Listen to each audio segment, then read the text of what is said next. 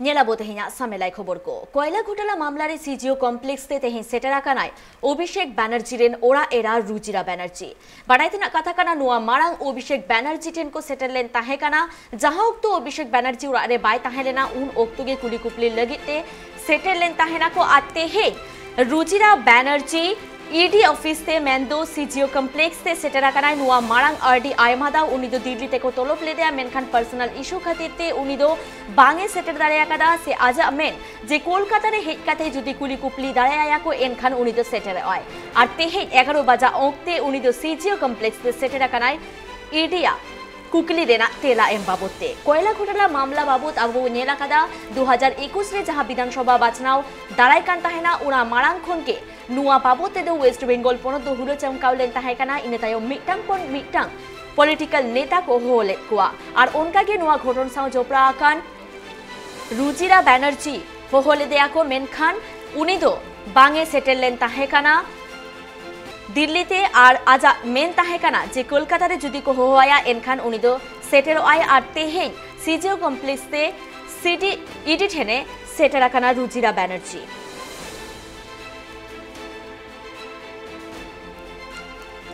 नुआ बाबते आरो जस्ती से बाड़ाई लागिते इनसालानिक फोन करे जोपरा मिन आकादिया আব্দুল আজিজ অবশেষে ইডির মুখোমুখি রুজিরা আজিজ কি জানতে পারছো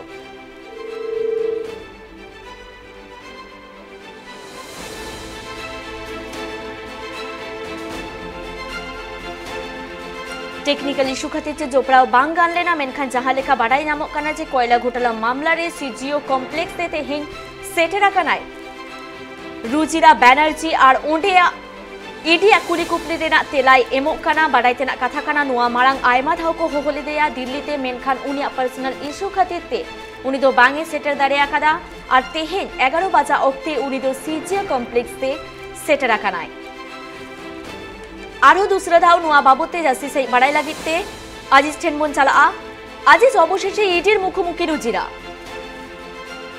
একদমই তাই কয়লাকাণ্ডে একাধিকবার তলব করা হয়েছিল অভিষেক পত্নী রুজিরা বন্দ্যোপাধ্যায়কে দিল্লিতেও বারবার তলব করা হলেও তলব এড়িয়ে গিয়েছিলেন সাংসদ পত্নী এবং পরবর্তীকালে দিল্লি পাটিয়ালা হাউস কোর্টে একটি মামলা দায়ের করেছিলেন অভিষেকের স্ত্রী রুজিরা বন্দ্যোপাধ্যায় যে তার যেহেতু ছোট সন্তান রয়েছে তাই তিনি সেই সন্তান নিয়ে বারবার দিল্লিতে গিয়ে হাজিরা দিতে পারবেন না এবং সেই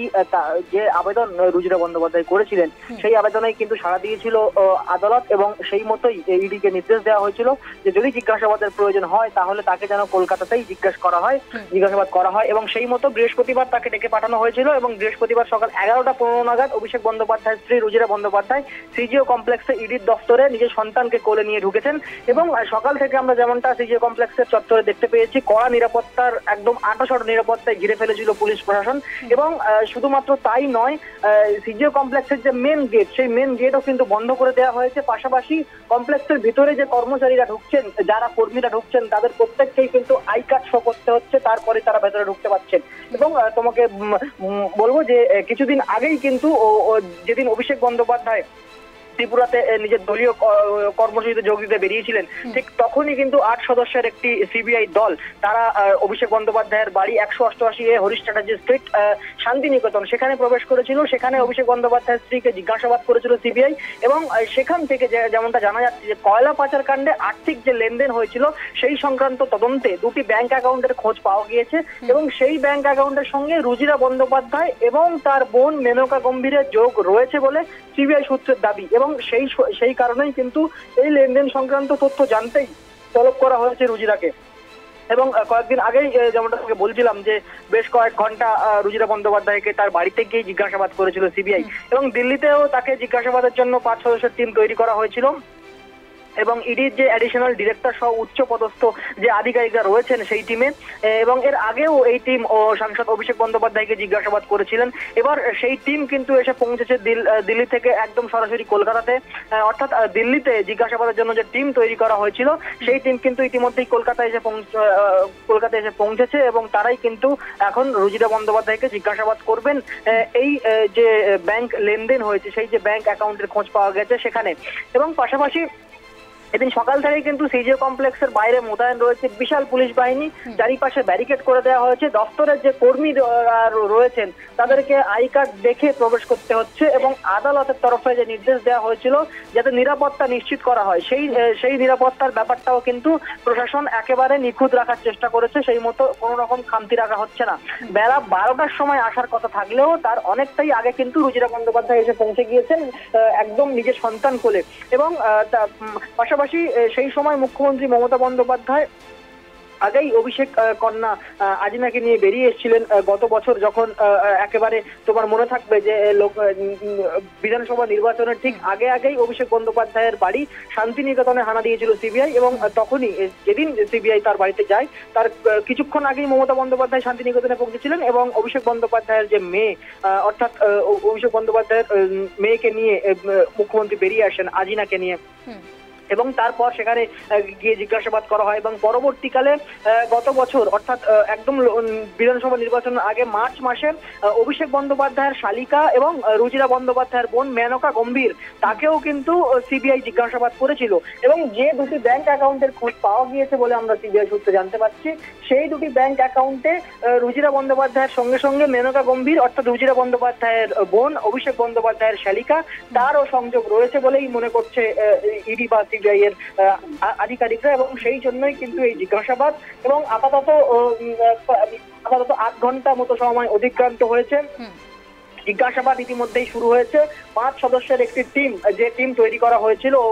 অভিষেক এবং রুজিরাকে জিজ্ঞাসাবাদের জন্য, সেই টিমকে কিন্তু ইতিমধ্যেই তারা কলকাতায় উড়ে এসছে এবং তারাই কিন্তু এখন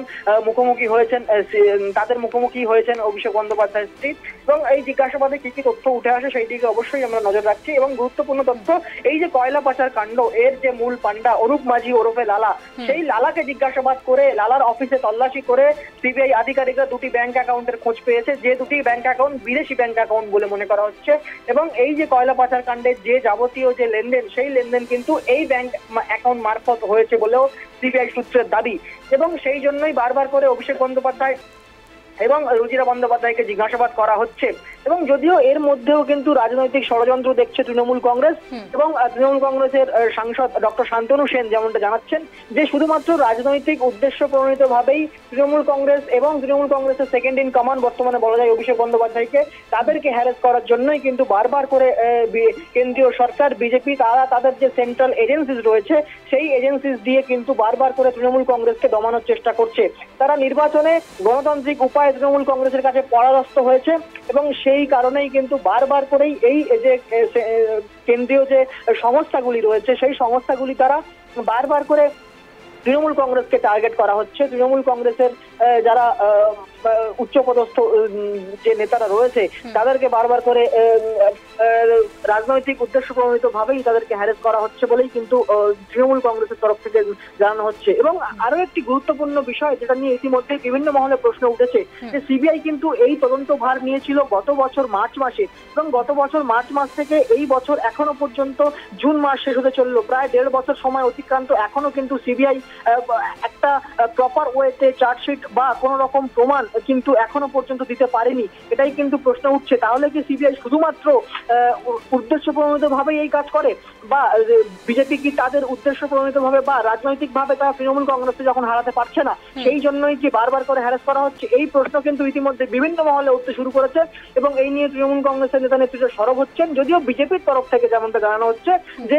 সিবিআই এর কাজ করবে, আদালত যে নির্দেশ দিয়েছে সেই নির্দেশ মতো সিবিআই চলবে, কিন্তু অন্যদিকে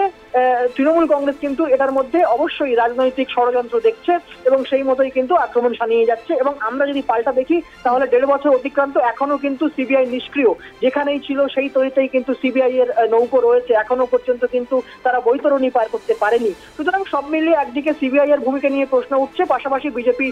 অবশ্যই তৃণমূলকে কটাক্ষ করছে যে যারা দোষী তাদেরকেই তো সিবিআই ডেকে পাঠাবে, একজন বিজেপিকে ডেকে পাঠাচ্ছে না। এখানেই কিন্তু পাল্টা তৃণমূল কংগ্রেসের তরফ থেকে জানানো হচ্ছে যে শুধুমাত্র তৃণমূল কংগ্রেসকেই বেছে বেছে কেন সিবিআই ডাকছে বা জেরা করছে। দেখো, এই রাজনৈতিক চাপানোতর উত্তেজনা লেগেই রয়েছে, এর মাঝেই অভিষেক বন্দ্যোপাধ্যায়ের স্ত্রী আজকে তিনি ইডির মুখোমুখি হয়েছেন। এর পরবর্তীকালে কি কি প্রশ্নের সম্মুখীন হতে হয় এবং কতক্ষণ এই জিজ্ঞাসাবাদ চলে সেই দিকে আমাদের নজর থাকবে। খুকুমণি, আপাতত ধন্যবাদ তোমায় Aziz. Abu bun badai ki a je Rujira Banerjee tehin CGO complex te seter akanai ar koyla pachar mamlare 2021 sahit re jaha Bidhansabha bachnao darai kan tahena ona marang abu bun nyela kada RD Barti neta mantri ko nyutum noa घोटाला सां जोपड़ाव रे ताहे कना उनकागे रुजिरा बैनर्जी नितुम हो जोपड़ाव लेन ताहे कना और ओना बाबत तेगे किछुदिन मारांग मेंदो जहां ओक्ते त्रिपुरा रेना अगरतला रे अभिषेक बैनर्जी प्रचार लगिते चलाव लेन ताहे कना उन ओक्तो सीबीआई टीम सेटल लेन ताहे लेना को रुजिरा ठेन और इने तायम तेहेन ईडी होहो काउदिया को सीजीओ कम्प्लेक्स रे 12 बजा ओक्ते सेटल कथा ताहे कान ताया मेनखान उना अडी मारांगे उनी सेटरा कानाय और कुली कुपली कमी होरा दो नित्तोंगे रेगे मेना आकादा।